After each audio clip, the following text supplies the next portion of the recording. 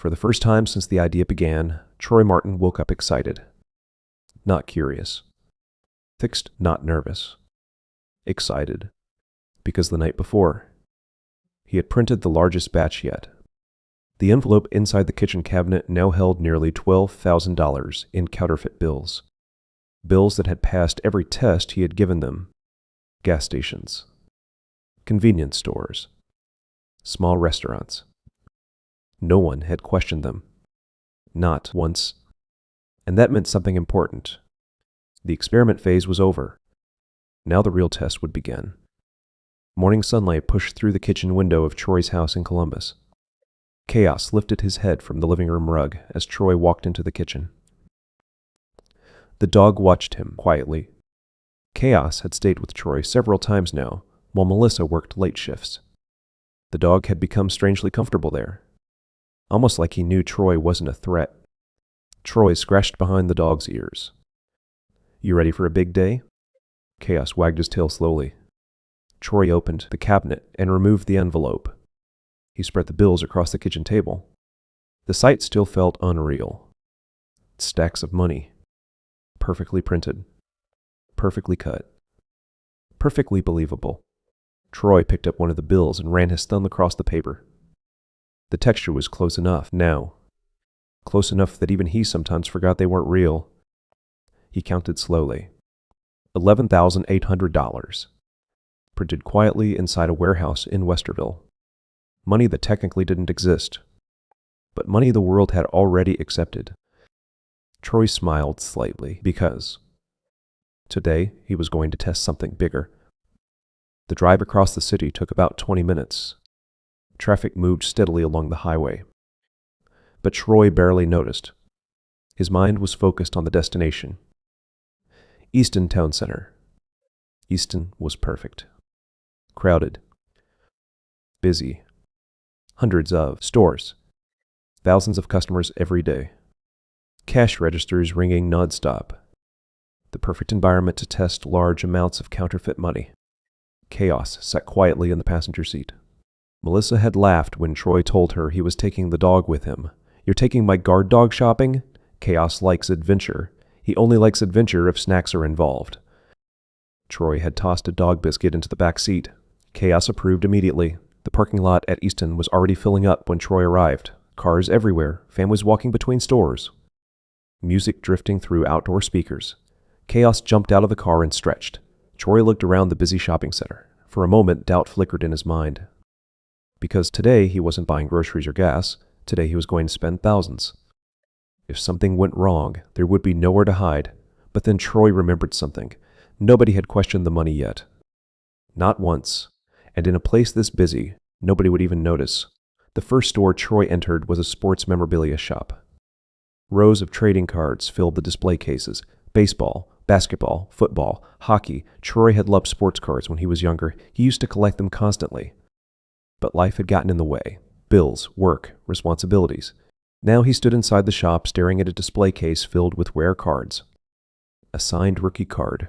Several $100s. Troy smiled. "Can I see that one?" The clerk unlocked the case and handed it to him. "Beautiful condition, perfectly preserved. I'll take it." The clerk rang up the purchase. Troy handed him a counterfeit 100. The clerk barely looked at it. The register opened. Change came back. Transaction complete. Troy felt the same electric feeling run through his chest again. Because the system worked. Again, Chaos waited patiently outside the store. When Troy came out, the dog wagged his tail once. "Good start," Troy said. Chaos seemed to agree. Over the next 2 hours, Troy moved through several stores. Sports memorabilia, a Lego store, a small music shop. At the Lego store, he bought 2 large Star Wars sets, one for Benjamin, one for himself. The cashier chatted cheerfully while ringing them up. Troy paid with 2 counterfeit hundreds. No hesitation. No suspicion. By the time Troy finished the music shop purchase, he had spent nearly $1,500. Guitar strings. A used electric guitar. A small amplifier. Melissa loved music. She was always playing something. Classic rock. Old hip-hop. Latin music from when she lived in New Jersey. Troy imagined her face when she saw the guitar, and for a moment he almost forgot where the money came from. They stopped at a food court for lunch. Chaos sat quietly under the table. Troy watched the crowds move through the mall. Hundreds of transactions happening every minute. Hundreds of bills changing hands. His money blending into the system perfectly. It was almost too easy. That thought lingered with him for the rest of the afternoon. Too easy. Because things that are too easy rarely stay that way forever. And somewhere, deep down, Troy knew the real danger was still coming. Later that evening, Troy drove across town to see an old friend. Someone he trusted. Someone who might help him solve the biggest problem he now faced. Moving the money. Her name was Kitty. Kitty owned a small laundromat on the west side of Columbus. Rows of machines hummed inside the brightly lit building. The smell of detergent filled the air. Kitty stood behind the counter folding towels when Troy walked in. She looked up and smiled. Troy Martin. Kitty. They hugged briefly. Kitty had known Troy for years. She was easygoing, smart, and someone Troy believed he could trust. But what he was about to ask her would change things between them. Troy leaned against the counter. How's business? Kitty laughed. You're standing in it. She gestured around the laundromat. Laundry never stops. Machines clanked. Dryers spun. Customers loaded clothes into washers. Troy watched the steady flow of quarters and small bills moving through the business. And the irony hit him immediately. A laundromat. The perfect place to launder money. Troy chuckled quietly. What? Nothing. Kitty raised an eyebrow. You're definitely here for something. Troy hesitated, because once he said the words, there would be no taking them back. Kitty had known Troy long enough to recognize when he was hiding something. It was in the way he stood. Too still. Too careful. Like he had rehearsed the first sentence in his head several times, and still wasn't sure how to say it. She folded the towel in her hands and set it down on the counter. You want coffee? She asked. Troy shook his head. I'm good. Kitty looked at him for another second. Then she smiled faintly. All right, so what's going on? Behind them. The laundromat moved with the same dull rhythm it always had. Washers churned. Dryers rumbled. A mother near the back tried to keep a little boy from climbing into an empty rolling cart. A man in work boots dropped quarters into a machine and stared at his phone. Normal life. Small life. Cash life. Troy looked around the place and thought again about how perfect it was. Rows of machines. Constant movement. Bills and coins flowing all day long.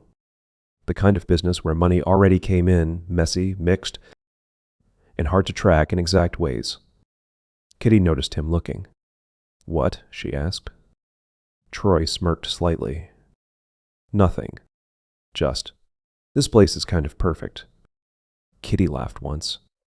For laundry? Troy exhaled through his nose. For cash. That changed her expression. Not dramatically. Just enough. The smile slipped. Not gone completely, but reduced. Now she was listening differently. Troy, she said. What kind of conversation is this? He looked down at the counter for a moment, then back up. The kind where I ask you not to freak out? Kitty leaned back. That is never a good opening. No. Probably not. Sit. She crossed her arms. Then try again. Troy glanced toward the front windows, then toward the back of the laundromat. Nobody nearby was paying attention. Still, he lowered his voice. I've got access to something. Kitty stared at him. That doesn't explain anything. I know. Troy. He swallowed once, then said it. I've been making counterfeit money. The words landed between them and seemed to flatten the sound in the room for a second. Kitty did not respond right away. She just looked at him. Then she laughed once, short and disbelieving. No! I'm serious. Kitty's eyes narrowed. You're joking. I'm not. She searched his face for any sign of a grin. Any crack that would reveal this was some strange deadpan bit. There was none. Her arms slowly uncrossed. You serious? Troy nodded. Kitty looked down at the counter, then back up again. Okay, she said carefully. But start with why in the hell you'd even say that out loud in my business. Because I trust you. That's not actually comforting right now. Troy almost smiled, but didn't. Kitty stepped out from behind the counter and motioned toward a small office near the back. In there. They walked into the office, and she shut the door behind them. The room was tiny. Desk, chair, metal filing cabinet. Wall calendar still turned to the previous month. The sound of the laundromat was muffled now, reduced to a steady industrial hum. Kitty stayed standing. Say it again, she said. Troy looked at her. I've been making counterfeit money. Kitty rubbed a hand over her face.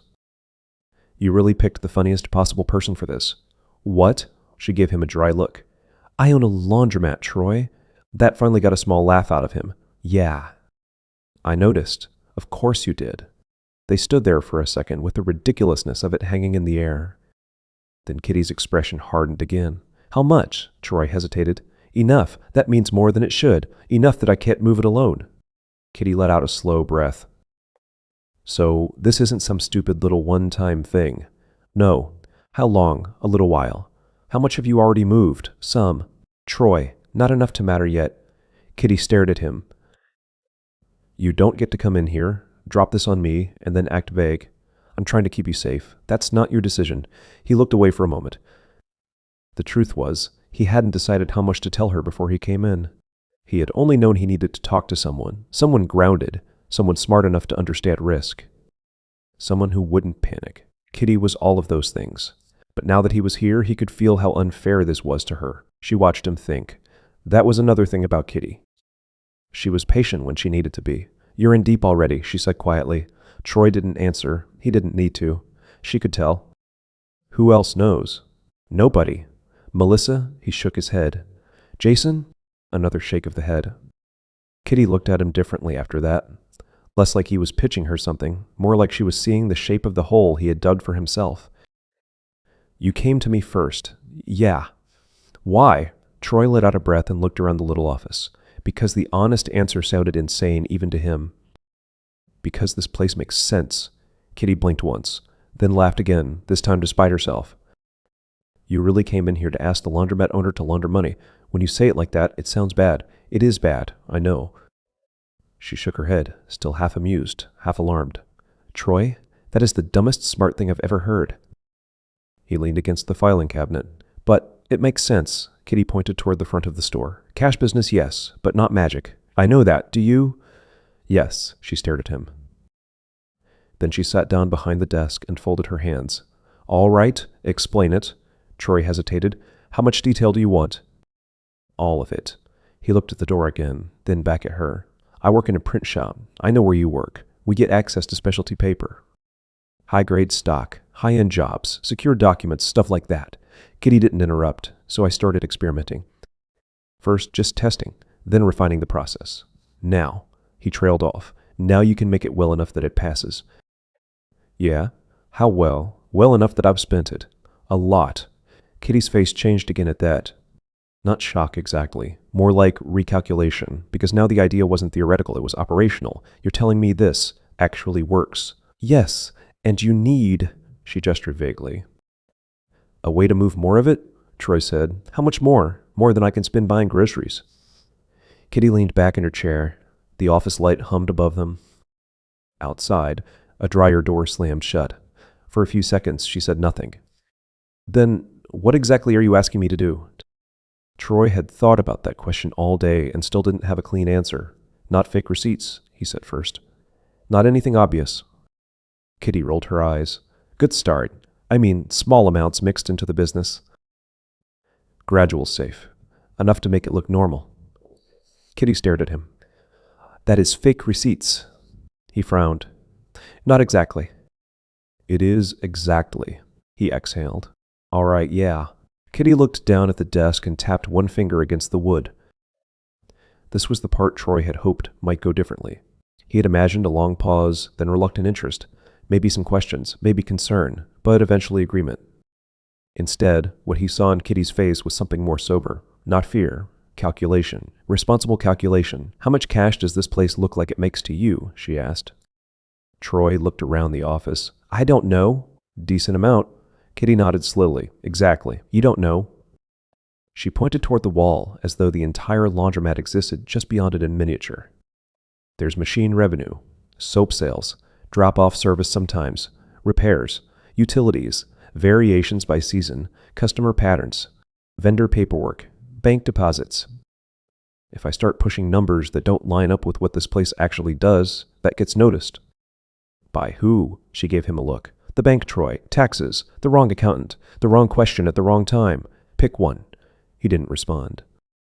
Because she was right. Of course she was right. Kitty had built a legitimate business. She understood a world Troy had only started imagining from the outside. He was thinking in stacks of money. She was thinking in patterns.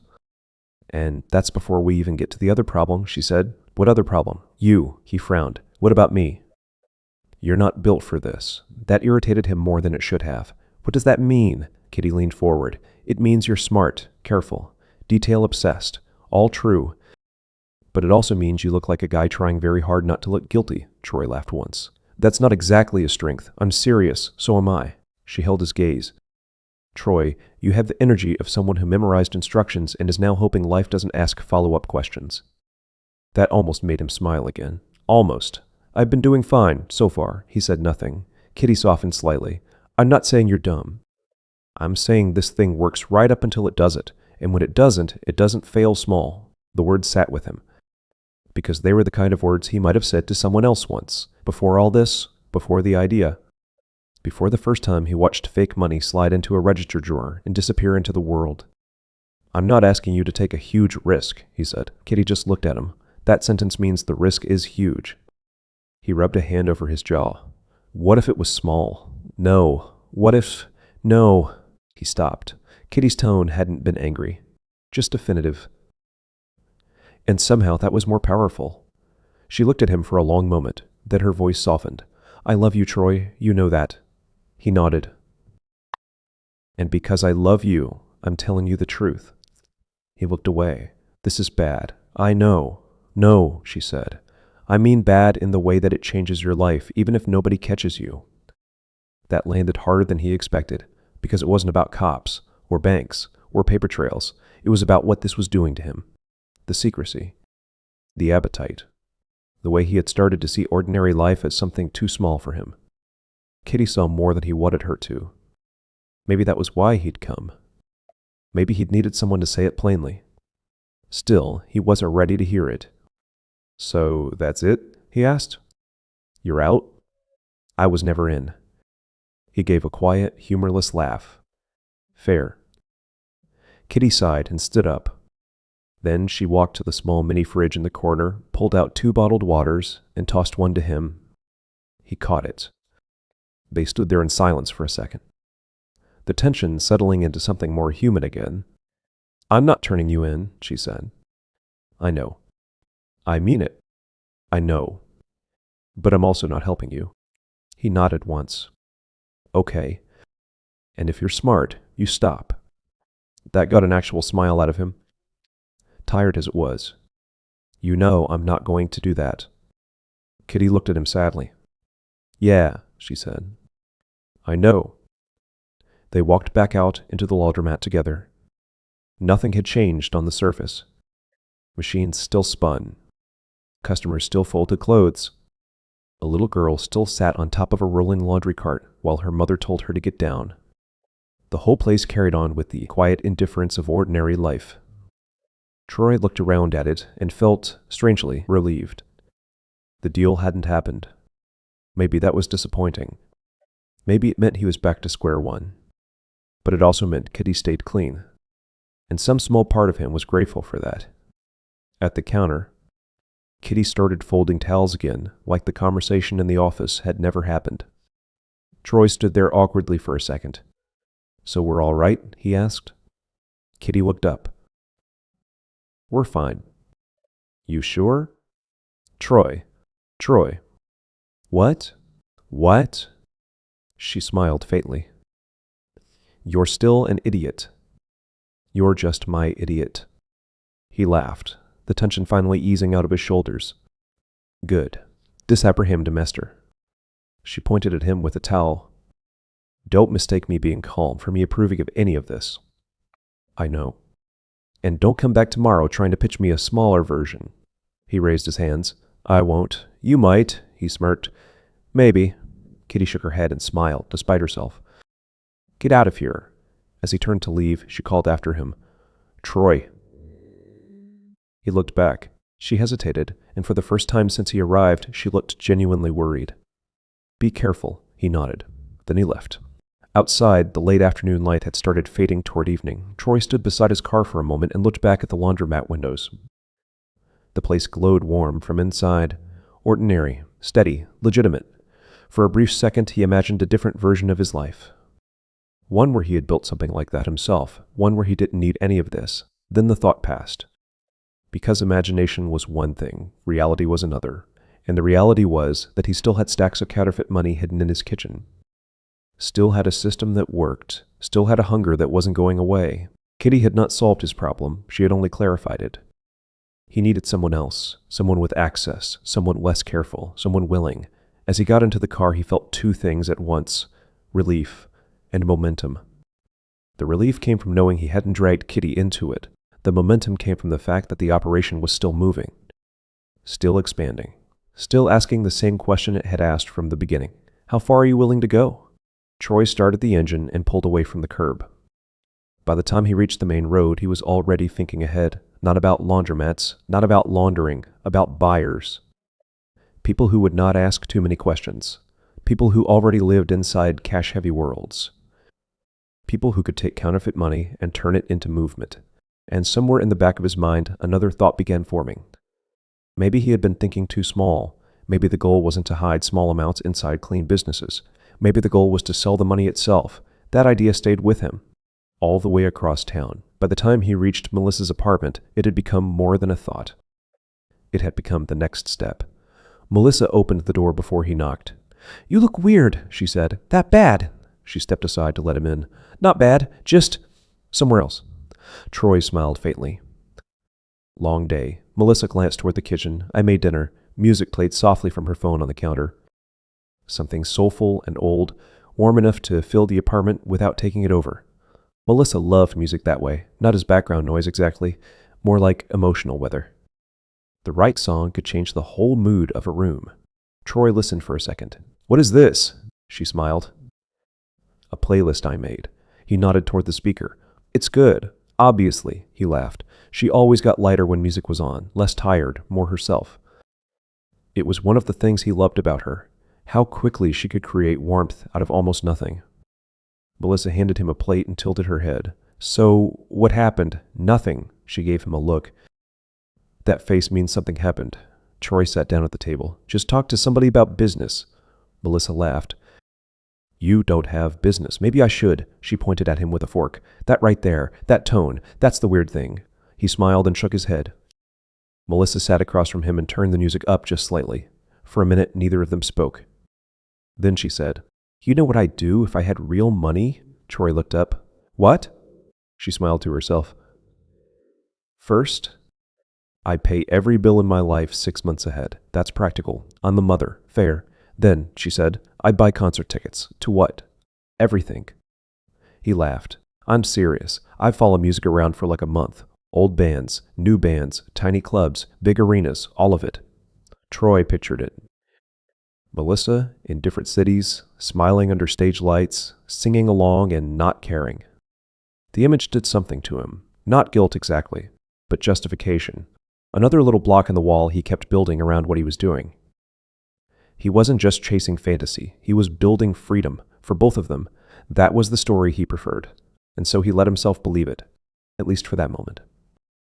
Later that night, driving home alone, Troy kept replaying the conversation with Kitty, the refusal, the warning, the concern in her voice.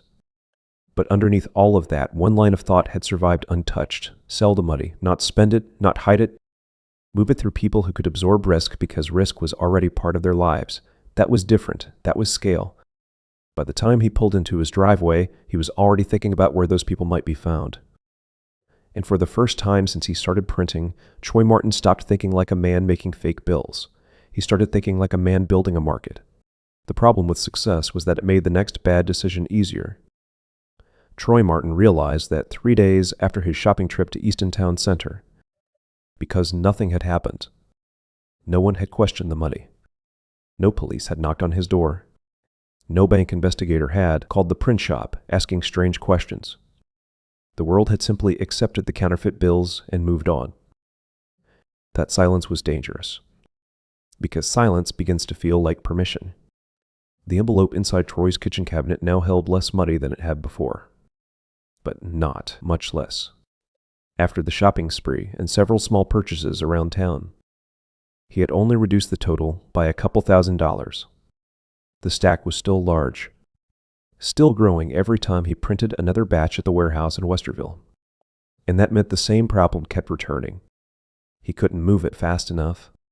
Tuesday evening, Troy sat at the kitchen table with a legal pad. The same pad he had used days earlier when he wrote the word distribution across the top. He flipped to a new page, then wrote a new word, buyers. Underneath it, he began listing possibilities. Nightclubs, drug dealers, underground card games, pawn shops. Anywhere large amounts of cash moved quickly. Anywhere people were used to operating outside the normal system. He tapped the pen against the table. The idea still felt strange. Selling money. But the math made sense.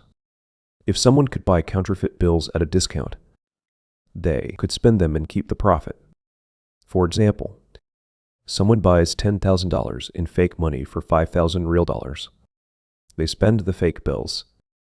Now they have $10,000 worth of goods or transactions. Profit. The logic was simple. The risk was obvious. But the opportunity was enormous. Chaos lifted his head from the rug and looked toward Troy. The dog watched him quietly. Troy scratched the dog behind the ears without looking away from the notepad. You think I'm crazy? Chaos wagged his tail once. Not exactly an answer, but Troy took it as encouragement. Later that evening, Troy drove across the city again. This time, he wasn't heading to Melissa's apartment. And he wasn't going to a strip club or bar. He was exploring, studying neighborhoods in Columbus where cash moved differently. Places where the rules felt looser. Places where people already lived in gray areas. He parked near a row of small businesses and watched from inside his car. A bar on one corner. A tattoo shop. A small convenience store. A pool hall down the street. All places where money changed hands constantly. All places where nobody asked too many questions. Troy sat there for nearly 40 minutes, just observing. Because the deeper he thought about the idea of selling counterfeit money, the more he realized something important. The wrong buyer could kill him. Literally, if someone realized the money was fake after buying it, they wouldn't call the police. They would come back to Troy, and people who lived in that world solved problems differently. That thought slowed him down, but it didn't stop him. Because the hunger inside him had already grown too strong. For years, Troy had felt like life was something that happened to him. Now, it felt like something he could control, and control was addictive. The next morning at the print shop, things were quieter than usual. The presses ran a smaller job, only 2 machines operating. The warehouse echoed with the steady mechanical rhythm Troy had heard thousands of times before. Ed walked across the floor holding a clipboard. You good today? Yeah, Ed looked at him for a second. You've been working a lot of late shifts. Troy shrugged. Extra hours. Ed nodded. Don't burn yourself out. Won't. Ed walked away. But Troy noticed something in the conversation. Ed wasn't suspicious, but he was noticing patterns. And patterns were dangerous. That night, Troy skipped printing, not because he was scared, because he was thinking bigger. He needed to solve the distribution problem before making more money. Otherwise, the stacks would become impossible to hide. Instead, he went to Melissa's apartment.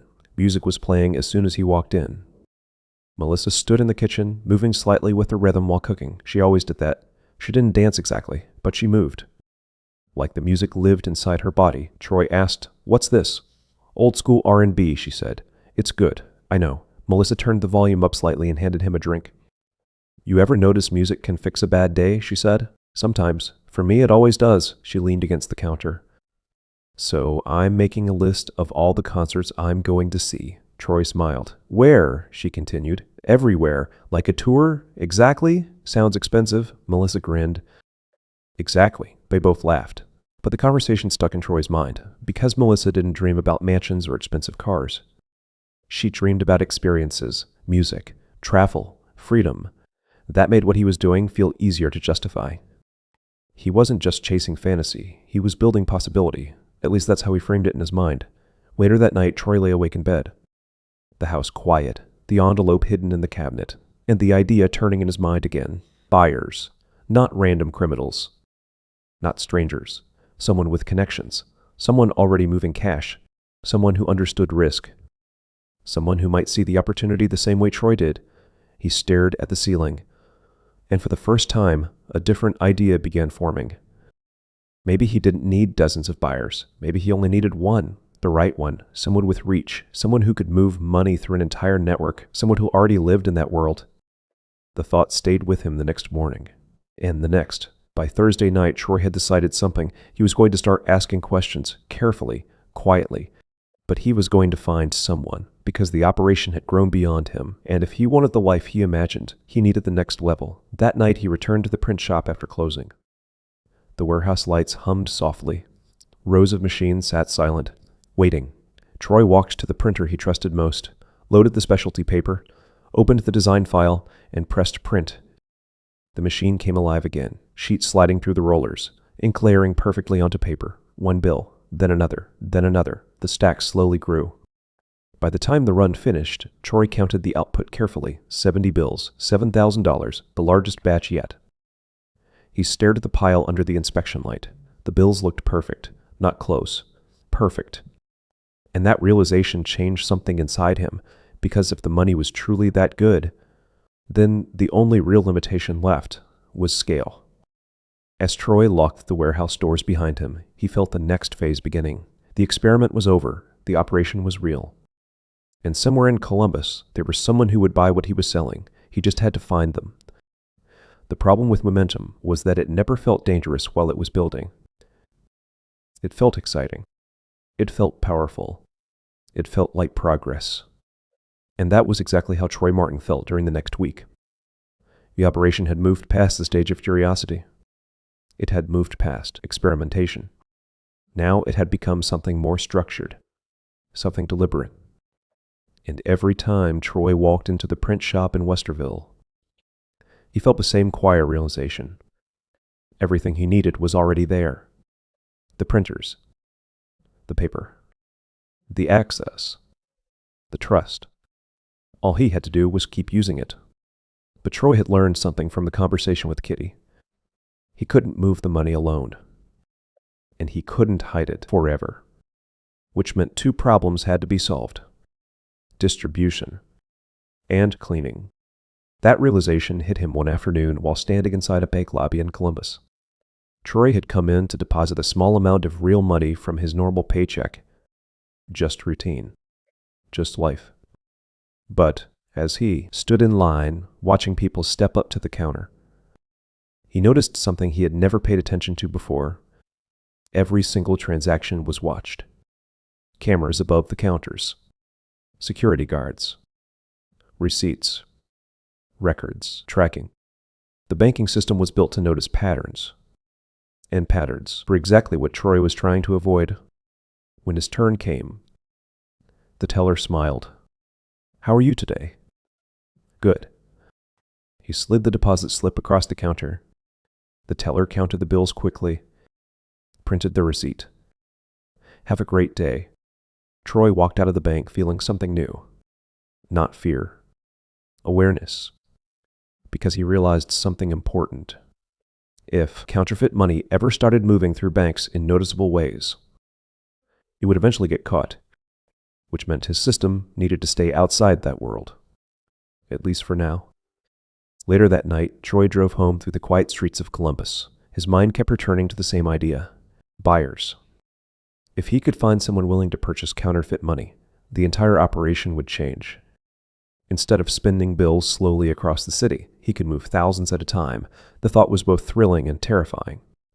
Because once another person became involved, the operation would stop being a secret. It would become a network. Back at the house, Troy opened the cabinet again. The envelope waited exactly where he had left it. He spread the bills across the table, stacks of counterfeit hundreds, nearly $20,000 now, the largest amount yet. Troy leaned back in the chair and stared at them. A year ago, this idea would have sounded insane. Now it felt inevitable. Over the next few days, Troy began asking questions. Carefully, indirectly, at bars, pool halls, small convenience stores, never mentioning counterfeit money, never revealing what he was actually doing, just listening, just observing. Trying to understand how cash moved through the city. That's when he began hearing a name, not clearly, not directly. Just fragments in conversation. A guy who moved money, a guy who dealt in things outside the normal system, a guy who always had people around him. The kind of person Troy had been imagining, but Troy didn't chase the lead yet, because rushing into the wrong connection could destroy everything. Instead, he focused on something else. Scaling the operation itself. Late Friday night, Troy returned to the print shop again. The warehouse was dark and silent. Rows of machines waited beneath dim overhead lights. He walked slowly between them, listening to the hum of the ventilation system. This place had once felt ordinary. Now it felt like a secret factory. He loaded another stack of specialty paper into the printer, opened the design file, and pressed print. The machine came alive.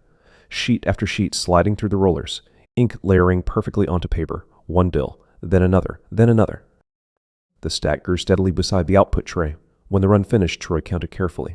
80 bills. $8,000, the largest batch yet. He held one under the inspection light. It looked flawless, better than anything he had printed before. And suddenly Troy realized something that sent a chill through him. The technology wasn't the limitation anymore. The skill wasn't the limitation. The only thing limiting the operation was how much he was willing to risk. He stacked the bills carefully into an envelope, then turned off the lights and walked outside. Cold air filled his lungs. The parking lot sat empty beneath distant streetlights. Troy stood there for a moment, looking at the warehouse. Because he knew something now, the line had already been crossed, and there was no realistic path back to the life he had before. But strangely, he didn't want to go back, not anymore. Across town, Melissa sat on the couch listening to music with her eyes closed. The kids were in bed. Melissa packed a bowl and smiled to herself as the song changed. She had no idea that Troy was standing in a parking lot across the city holding an envelope filled with counterfeit money. No idea that the man she loved had already stepped into a world that could destroy everything. Back at the warehouse, Troy finally got into his car. The envelope sat beside him in the passenger seat. For a moment, he just stared at it. Then he started the engine. Because the next step was already forming in his mind. He was going to find the person who could move the money, the right buyer, the right partner. And when that happened, everything would change.